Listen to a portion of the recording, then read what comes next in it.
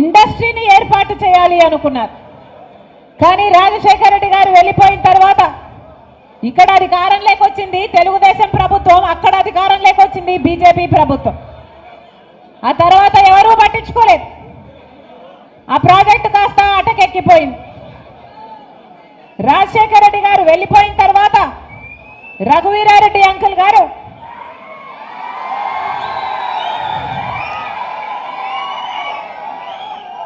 మా అనంతపురం జిల్లా కరువులో ఉంది అని, వర్షపాతంలో అతి తక్కువ వర్షపాతంలో దేశంలోనే ఇది 2వ స్థానంలో ఉంది అని, అనంతపురం జిల్లాకి ఏదైనా చేయాలి అని ఆయనకున్న స్థాయిలో ఆయనను ప్రయత్నిస్తే ఆ రోజు ప్రాజెక్ట్ అనంత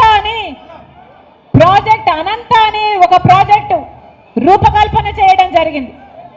ఆ ప్రాజెక్టులో దాదాపు 8,000 కోట్ల రూపాయలతో ప్రాజెక్ట్ అనంత అని దాని రూపకల్పన చేసి ఈ అనంతపురం జిల్లాకు వ్యవసాయంగా అయినా వ్యవసాయేతర మిగతా కార్యక్రమాలైనా పాడి పంట అయినా పాడి పశువులైనా లేకపోతే హార్టికల్చర్ అయినా లేకపోతే డ్రిప్ ఇరిగేషన్ సిస్టమ్ మ్యానుఫ్యాక్చరింగ్ అయినా లేకపోతే స్టోరేజ్ ఫెసిలిటీస్ అయినా ప్రాసెసింగ్ యూనిట్స్ అయినా ఇలా ఇవన్నీ రావాలి అని 8,000 కోట్ల దాదాపు 8,000 కోట్ల రూపాయలతో ప్రాజెక్ట్ అనంతాన్ని శాంక్షన్ చేపించుకొచ్చాడు రఘువీరారెడ్డి అంకుల్ గారు.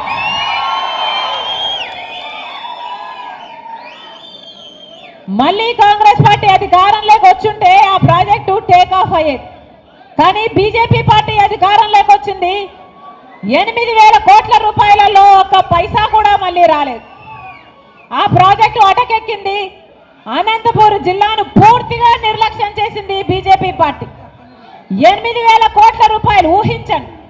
8,000 కోట్ల రూపాయలతో ఒక ప్రాజెక్ట్ ఇక్కడికి వచ్చినుంటే, ఆ ప్రాజెక్ట్ అనంత అనేది ఇక్కడికి వచ్చినుంటే ఎంత అద్భుతంగా ఉండేది, ఎన్ని పరిశ్రమలు వచ్చేవి, ఎంత అభివృద్ధి జరిగేది, ఎన్ని ఉద్యోగాలు వచ్చాయి మన బిడ్డలకు, ఎంత అభివృద్ధి జరిగేది.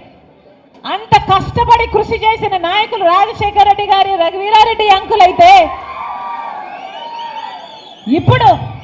ఇప్పుడు అంతా వృధా అయిపోయింది. కేంద్రంలో బీజేపీ పార్టీ అధికారంలో ఉంది, ఇక్కడ రాష్ట్రంలో ఒకసారి తెలుగుదేశం పార్టీ అధికారంలో ఉంది, ఇప్పుడు వైసీపీ పార్టీ అధికారంలో ఉంది. అదే బీజేపీ పార్టీతో దోస్తీలు చేస్తున్నాయి, అదే బీజేపీ పార్టీకి బానిసలుగా పనిచేస్తున్నాయి తప్ప మన రాష్ట్రానికి రావాల్సిన ఏ ఒక్క మేలైనా ఇప్పించుకోవాలి అన్న ఇంగితం లేదు ఈ నాయకులకు. మన రాష్ట్రానికి చేయాల్సిన అన్యాయం అంతా చేస్తున్నారు, మన రాష్ట్రానికి చేయాల్సిన ద్రోహం అంతా చేస్తున్నారు. అయినా కూడా బీజేపీని పల్లెత్తి మాట్లాడరు టీడీపీ నాయకులైనా వైసీపీ నాయకులైనా, అటు చంద్రబాబు గారైనా ఇటు జగనన్న గారైనా. ఎందుకు అలా బానిసల్లా మారిపోయారు అని అడుగుతున్నా. ఇక్కడ హంద్రీనివా ప్రాజెక్ట్, రాయలసీమకు అతి ముఖ్యమైన ప్రాజెక్టు హంద్రీనివా ప్రాజెక్ట్.